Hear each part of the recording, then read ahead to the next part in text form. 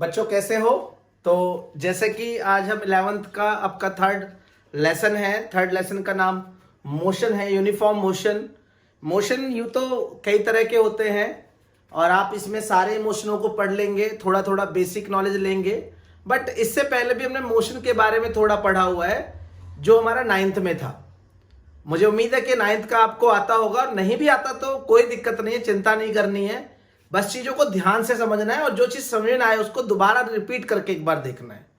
ठीक है, तो ध्यान से देखते हुए अगर हम मोशन की बात करें तो मोशन तो डेली जीवन में हम देखते ही हैं। आप कभी आप रेलगाड़ी को चलते हुए देखेंगे, ट्रेन को, मेट्रो को, पंछियों को उड़ते हुए देखेंगे, आप भी खुद चलते हैं।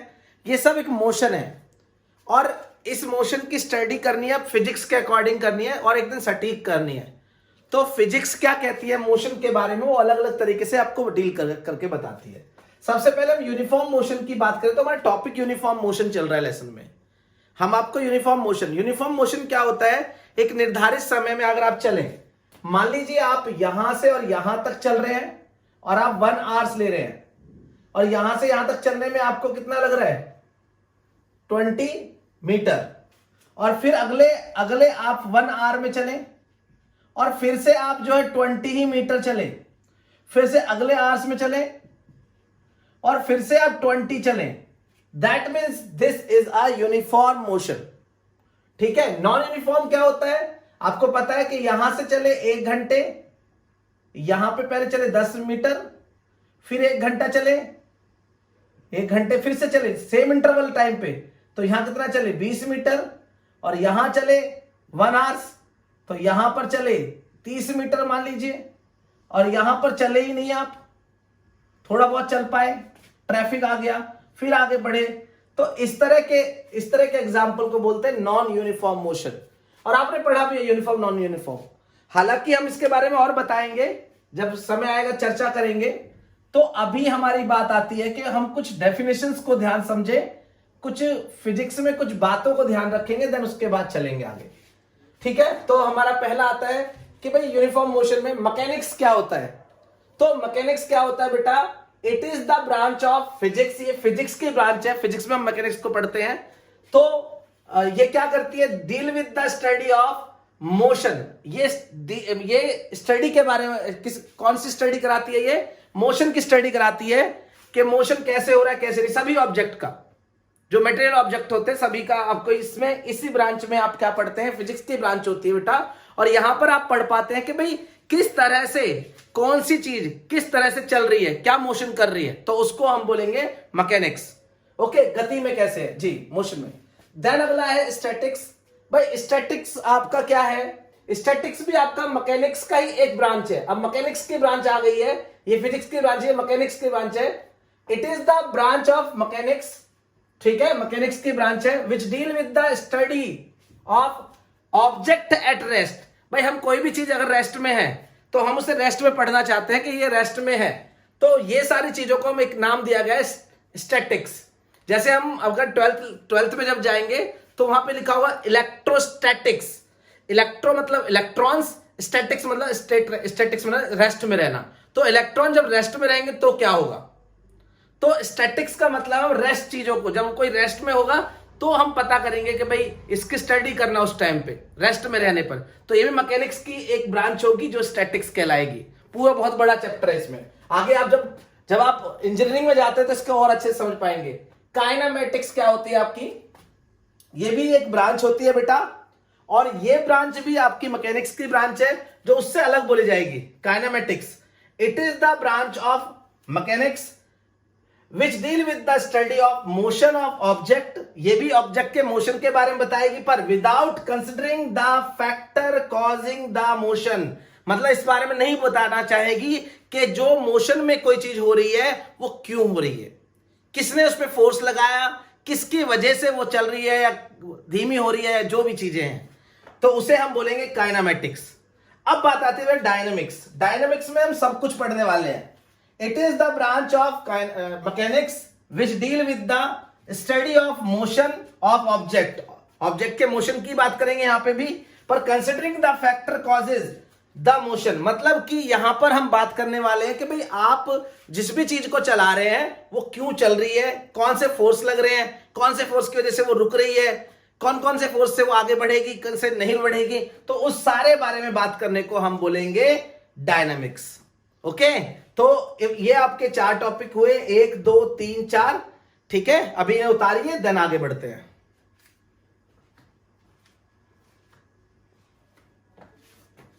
तो बेटा अब जो हमारा रेस्ट है, तो रेस्ट क्या होता है, तो रेस्ट होता है a body is said to be at rest. Rest आप जानते हैं, आराम से रहना, आराम से बैठना, जहां पर भी आप हैं वहीं पर बैठ जाएं, तो हम कहेंगे हम रेस्ट में हैं। आप समझना है, हम कहेंगे कि हम रेस्ट में हैं। पर हम कैसे कहेंगे कि हम रेस्ट में हैं?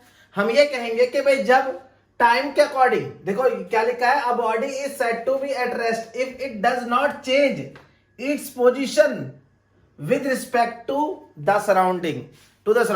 मतलब मैं यहां पर हूं और मुझे मान लो कैमरा ही देख रहा है, आप देख रहे हैं, मैं यहां पर हूं, आप सराउंडिंग में, मैं यहीं पर रहूं, ठीक है, मैं दूसरे के अकॉर्डिंग मैं हिलू ही नहीं, टाइम जो भी हो कोई दिक्कत नहीं, परंतु मैं हिल नहीं रहा, मैं अपनी जगह पर हूं।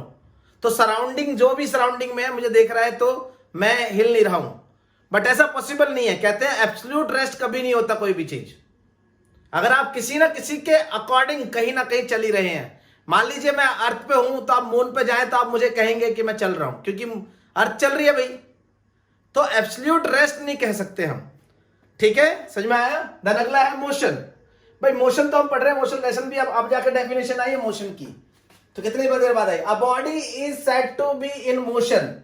मतलब हम कब कहेंगे मोशन में, if it's change its position, जब वो अपनी पोजीशन को चेंज करे विद रिस्पेक्ट टू क्या, with respect to time, surrounding के अकॉर्डिंग भी करे, विद पासेस ऑफ टाइम, मतलब वो पासेस ऑफ टाइम भी करे, टाइम पास हो रहा है, टाइम बीत रहा है और वो अपनी पोजीशन को यहां से यहां पर है या यहां से यहां पर है, वो अपनी पोजीशन को चेंज करा, चाहे लगातार अलग अलग चेंज करे, पहले वहां सर्कुलर में चेंज करे, आगे पीछे जाए, वाइब्रेशन में चेंज करे, कैसे भी वो अपनी जगह पर ना होकर वो अपनी जो सिचुएशन में है वो अपनी सिचुएशन में अपनी पोजीशन को चेंज कर रहा है, तो इट्स कॉल्ड मोशन।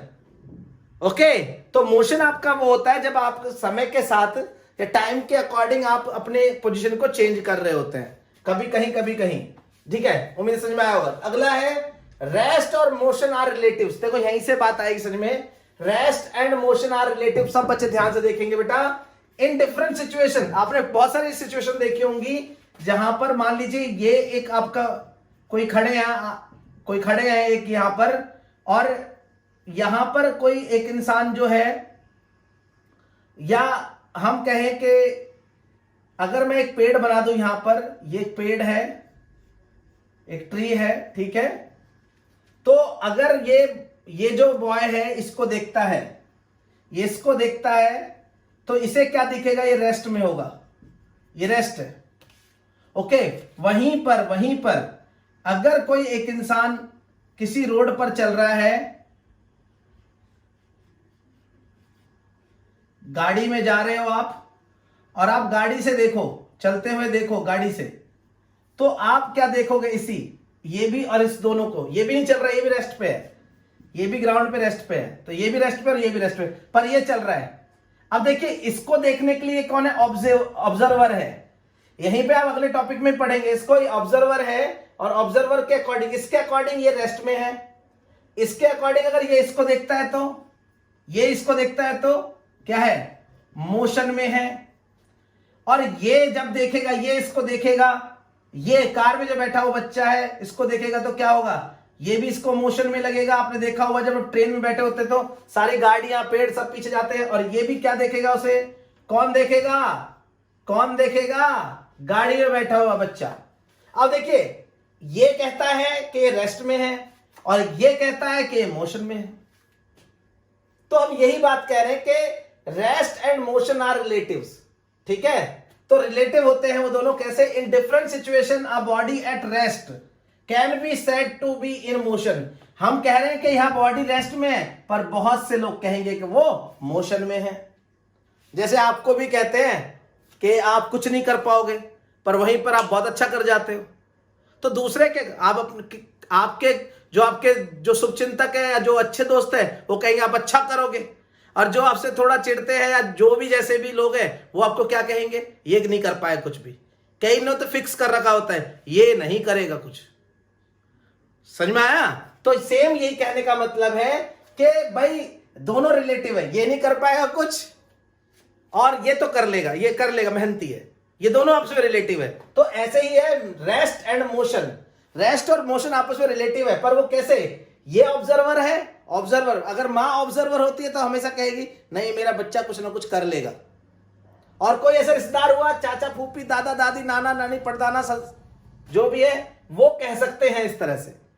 तो यह बात समझनी है आपको कि ऑब्जर्वर कौन है, कौन ऑब्जर्वर है वो क्या कहेगा। तो ये यहां पर इस पेड़ को कहता है कि ये मोशन में है, और इसी पेड़ को ये बच्चा कहता है कि ये रेस्ट में है। समझ में आया बेटा? तो आप इसको उतारो फिर देन आगे बढ़ते हैं। तो बच्चों अब जो हमारा अगला कॉन्सेप्ट है वो है आपका कॉन्सेप्ट ऑफ पॉइंट ऑब्जेक्ट। देखो कॉन्सेप्ट ऑफ पॉइंट ऑब्जेक्ट, भाई क्या पॉइंट ऑब्जेक्ट कब कहते हैं हम किसी भी चीज को? Point object, an object is said to be a point object if the distance travel by its is much जो लार्ज देन इट्स साइज। देखो अगर मैं कहता हूं एक ट्रेन है, एक ट्रेन है जो या एक कार है आपकी, ओके, ये कार है आपकी, और ये चली दिल्ली से गोवा, दिल्ली से गोवा चली। अब देखो गोवा जाने में यहां से लग गए 1350 किलोमीटर। अब देखो ये 1350 किलोमीटर कितना दूर होगा, ठीक है, तो ये हमें एक पॉइंट की तरह बिहेव करेगा। ये कार जो है दोनों के बीच में ए और बी है, तो इसके अकॉर्डिंग ये आपका जो लेंथ है, जो आपका डिस्टेंस है वो बहुत ज्यादा हो गया, बहुत बड़ा हो गया एज कंपेयर टू किसके, गाड़ी के। बहुत से जैसे आपने देखा होगा कि जब आप जहां पर खड़े होते हैं, मान लीजिए आप यहां खड़े हैं और एक चींटी आपको देख रही है, तो आप कितने बड़े लगेंगे चींटी को? बहुत बड़े लगेंगे। चींटी की तरफ से सोचिए आप, तो चींटी इसलिए आपको पॉइंट लगती है। चींटी से भी छोटा और एग्जांपल ले, वो देख रहा हो आपको, तो आप बहुत लंबे लगेंगे। या किसी बिल्डिंग को देख रहे हो तो वो बिल्डिंग उनके लिए इन्फिनिटी हो जाएगी, वो बढ़ती जाएगी बढ़ती जाएगी।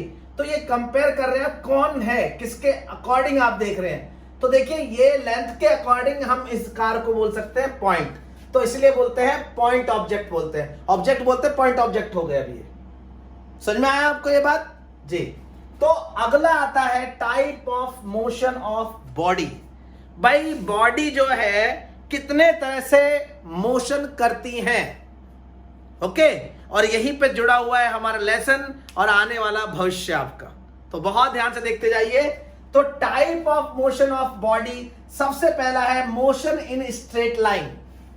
जब आप जैसे आपने चींटी देखी होगी, चींटी एक सीधी लाइन में चलती, सीधी लाइन में चलती, सीधी लाइन में चलती है।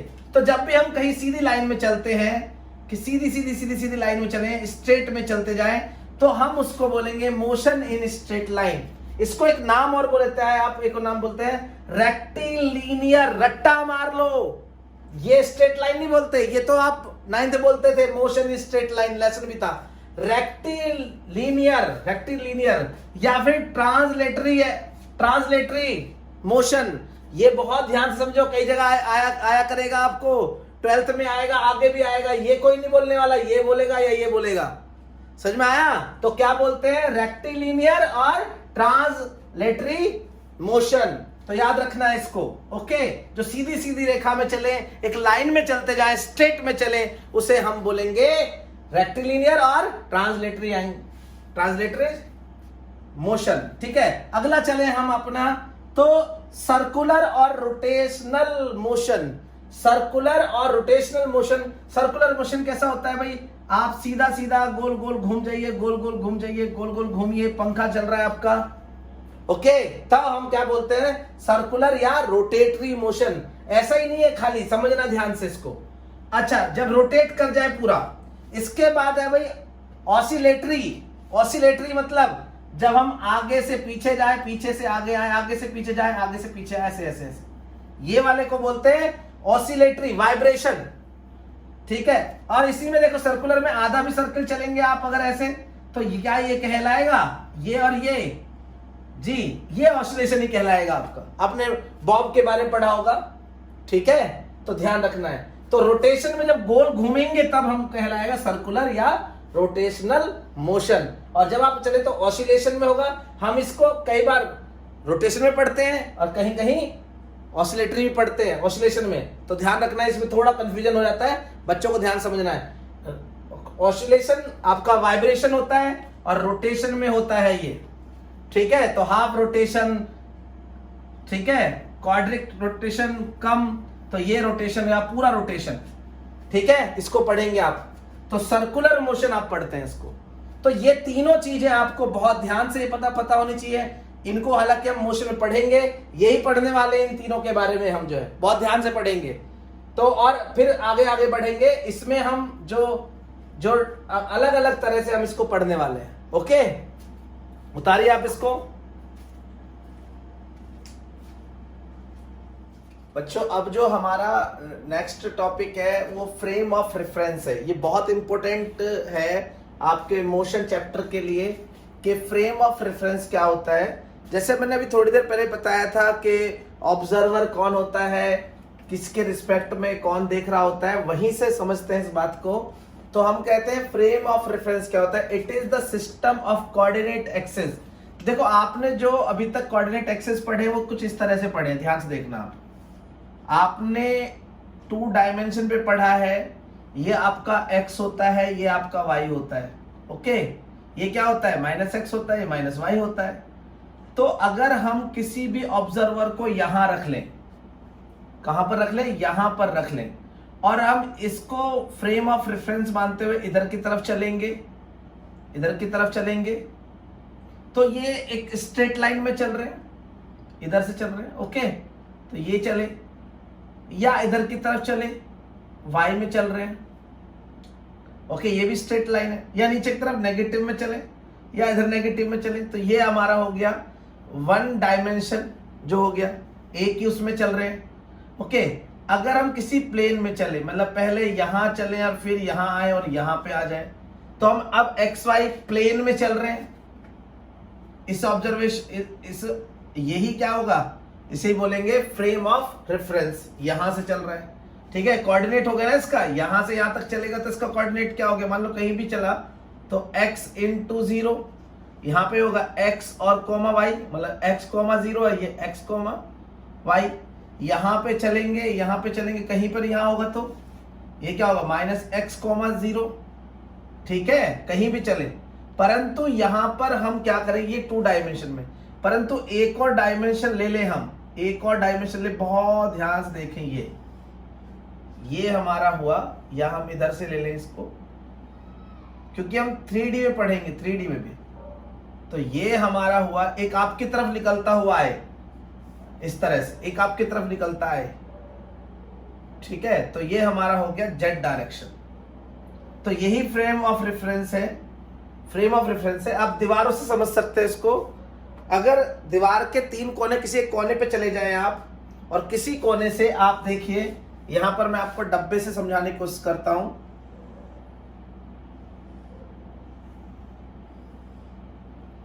ठीक है, और यहां पर रख लेते हैं, यहां पे भी रख सकते थे आप इसको, यहां पर भी हम रख सकते थे, एक बना ले पूरा अच्छे से,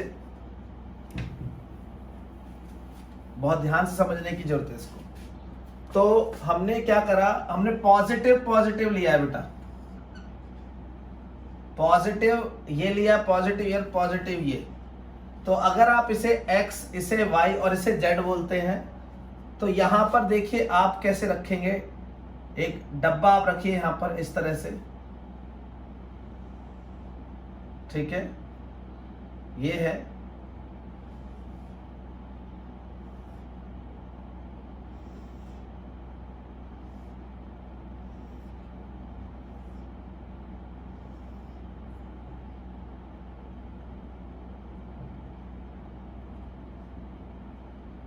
ये आपका।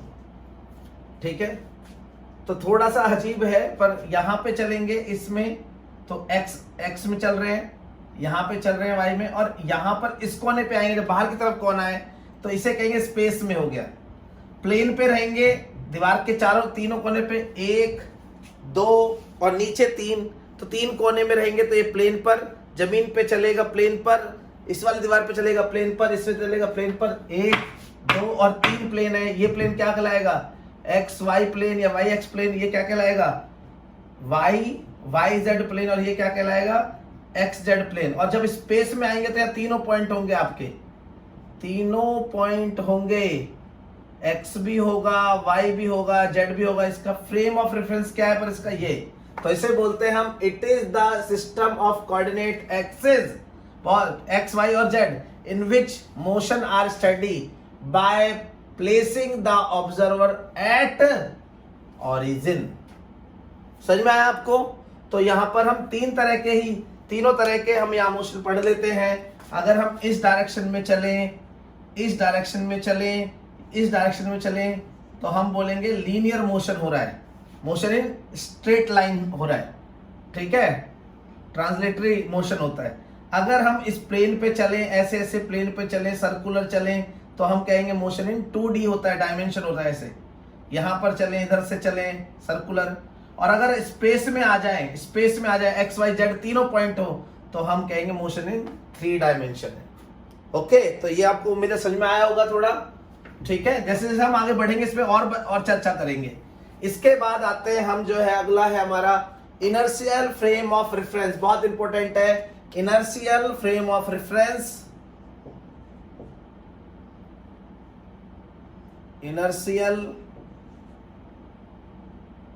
Inertial frame,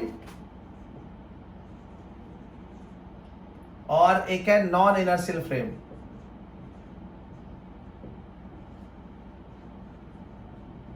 non inertial frame. तो इनर्शियल फ्रेम और नॉन इनर्शियल फ्रेम क्या होते हैं?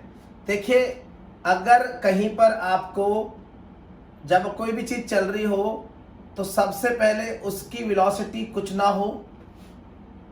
अगर किसी चीज में वेलोसिटी ना हो, ठीक है, उसकी वेलोसिटी 0 हो, उसका एक्सेलरेशन क्या हो जाएगा? 0 हो जाएगा। तो इस टाइम पे हम बोलेंगे, और वो ओरिजिन से रखा हो तो उससे बोलेंगे, जहां से हम उससे मानते हैं, उस रेफरेंस से मान रहे हैं, तो बोलेंगे इनर्शियल फ्रेम है वो। जैसे हम बोले कोई स्टार है, स्टार के अकॉर्डिंग हम किसी भी चीज को देख रहे हैं, तो स्टार अपनी जगह पे फिक्स है, वो चल नहीं रहा है, तो हम कहेंगे ये क्या हुआ आपका? इनर्शियल फ्रेम, ठीक है। या फिर हम ऐसा भी कह सकते हैं कि वेलोसिटी कुछ भी हो, वेलोसिटी कुछ हो, 0 ना हो, परंतु सेम हो, यूनिफॉर्म हो, यूनिफॉर्म वेलोसिटी हो। और यूनिफॉर्म वेलोसिटी का क्या होता है भैया? एक्सेलरेशन 0 होता है। परंतु कई बार ऐसी कंडीशन आती है कि यूनिफॉर्म मोशन होता है, और उसका क्या, जैसे ये स्ट्रेट लाइन में होगा सिर्फ ऐसा। अगर सर्कुलर हो गया तो सर्कुलर में भी क्या होता है? वेलोसिटी नॉन यूनिफॉर्म होती है, मतलब वेलोसिटी कुछ ना कुछ तो होती है, वेलोसिटी 0 तो नहीं होती। और यहां पर नॉन यूनिफॉर्म होती है, यूनिफॉर्म होती है, यहां पे भी सर्कुलर में यूनिफॉर्म ले ले, जैसे हम अर्थ का एक यूनिफॉर्म ले ले, ठीक है। और यहां एक्सेलरेशन का भी 0 नहीं होता। फिर से समझिए आप, यहां पर सेम जगह पर सेम यूनिफॉर्म आपका मोशन है, ठीक है। तो आप इसमें से इसको घटाएंगे तो 0, इसमें से इसको घटाएंगे, सेम है। परंतु यहां पर क्या होता है? डायरेक्शन आपकी चेंज होती है, आप पढ़ेंगे बाद में। डायरेक्शन चेंज होने की वजह से यहां पर यूनिफॉर्म क्या है? यूनिफॉर्म वेलोसिटी तो है, यूनिफॉर्म मोशन तो है, पर उसका एक्सेलरेशन कभी 0 नहीं होता। तो उसे बोलेंगे नॉन इनर्शियल फ्रेम है, जहां पर एक्सेलरेशन 0 ना हो, उसकी वेलोसिटी में कोई ना कोई चेंज हो। जैसे यहां वेलोसिटी में चेंज हो रहा है, नहीं भी हो रहा है तो सर्कुलर हो रहा है। जैसे कोई चलती हुई चीज को रेफरेंस मानेंगे। जब हम किसी चलती हुई चीज को, अब हम ये बोलते हैं कि दुनिया में हर चीज चल रही है। मान लो अर्थ है, ये सन है आपका और ये अर्थ है, अर्थ घूम रही है चारों तरफ, ठीक है। तो अब आप कहो कि इस पे कोई भी चीज रखी है तो वो घूम रही है, तो अब हम कह सकते हैं कि अर्थ क्या है, अर्थ हमारा non inertial frame of reference होगा, क्योंकि अर्थ चल रही है, रोटेट कर रही है। पर स्टार को हम अगर स्टार लेते हैं, स्टार के बारे में पता नहीं चलता वो चल रहा है नहीं चल रहा है, तो हम कह सकते हैं ये इनर्शियल फ्रेम है। तो ऐसे फ्रेम ऑफ रेफरेंस जो जिनकी वेलोसिटी कुछ ना हो या उनका एक्सेलरेशन क्या हो, जीरो हो, तो उन्हें बोलेंगे इनर्शियल फ्रेम ऑफ रेफरेंस। और जिनका कुछ ना कुछ वो चल ही रहे हो, जैसे आपने कार चला रहे थे, कार चल रही थी, लड़का खड़ा था, पेड़ खड़ा था, और आपने अलग अलग बताया था पिछले वाले एग्जाम्पल। तो आप समझिए नॉन इनर्शियल फ्रेम क्या होता है। थोड़ा कंफ्यूजन मत रखिए, आप समझ लीजिए ध्यान से कि जिसमें वेलोसिटी ना हो, जो चल ही ना रहा हो, तो उसका एक्सेलरेशन भी नहीं होगा। या फिर ऐसा कह सकते हैं कि जो सेम यूनिफॉर्म वेलोसिटी से चल रहा हो तो उसका एक्सेलरेशन भी जीरो होता है। परंतु सर्कुलर में क्या होता है, सेम वेलोसिटी से चले तब भी उसका एक्सेलरेशन जीरो नहीं होता सर्कुलर में, तो वो भी नॉन इनर्शियल फ्रेम होंगे। तो inertial frame, non inertial frame में ऑब्जेक्ट को जिसके अकॉर्डिंग देखते हैं हम, जिसके अकॉर्डिंग चलती हुई चीज को या रुकी हुई चीज को देखते हैं, उसे बोलते हैं फ्रेम ऑफ रेफरेंस। और इनर्शियल फ्रेम ऑफ रेफरेंस और non inertial frame of reference. समझ में आया बेटा? जी उतारिए। अब जो है देखिए, मोशन इन 1, 2 एंड 3 डायमेंशन। हमने लाइव क्लास में भी इसको थोड़ा सा समझाने की कोशिश की थी, और फिर से समझते हैं, बहुत ध्यान समझते हैं। 3 तरह के आप मोशन पढ़ेंगे। 1 डायमेंशन क्या होते हैं, 2 डायमेंशन क्या होते हैं, 3 डायमेंशन क्या होते हैं। 1 डायमेंशन मोशन क्या होते हैं, जब आप एक ही डायरेक्शन में चलें, यहां पर चलें, या तो x डायरेक्शन में चलें, इसे हम y बोल रहे हैं इस बार। यहां से हम या तो फिर y में ही चलें, यहां से क्या होता है फ्रेम ऑफ रेफरेंस। या फिर हम कहां चलें, z में ही चलें, इसको हम z दे लेते हैं। ओके, ये जब हम एक्सिस पर चलते हैं, या तो x एक्सिस पर चले या y एक्सिस पर चले या z एक्सिस पर चले, कोऑर्डिनेट सिस्टम में, तो हम उसे बोलते हैं 1 dimension motion. Motion along coordinate axis x और y और z, या तो x में ही चले खाली x में, या y में चले, या z में चले। इस तरह के मोशन को कोऑर्डिनेट ज्योमेट्री से आप समझते हुए समझ कहेंगे कि 1 डायमेंशन है, इसमें एक ही डायमेंशन है, एक ही तरह से मोशन चल रहा है। दूसरा है 2 डायमेंशन मोशन। 2 डायमेंशन मोशन कैसा होता है, जैसे आप इस प्लेन को बहुत ध्यान से देखिए, ये प्लेन आप देख रहे होंगे, ये आपकी जमीन है। अगर ये कमरा है आपका पूरा, जैसे मैंने बताया था पूरा कमरा है, और एक कोने पे खड़े हो जाए, एक कोने पे खड़े होंगे तो जो आपके सामने नीचे वाला फर्श है वो आपका, उसे बोलेंगे XY प्लेन। अब देखिए इस पर आप कैसे भी चले, सर्कुलर चले, ट्राइंगल चले, ठीक है, ऐसे ऐसे चले, तो ये, या फिर एक सामने से ये वाला प्लेन भी आपको दिख रहा होगा, जिस प्लेन को हम क्या बोलेंगे, ZY या YZ प्लेन, YZ प्लेन। और एक सामने भी है, इसके सामने भी ऐसे, जो ये सामने वाला है, ये हुआ और नीचे का, तो ये वाला है ये, तो इसको क्या बोलेंगे हम, इसे बोलेंगे XZ प्लेन। तो इन प्लेनों पर जब चलते हैं तो उसे बोलते हैं 2 डायमेंशन मोशन।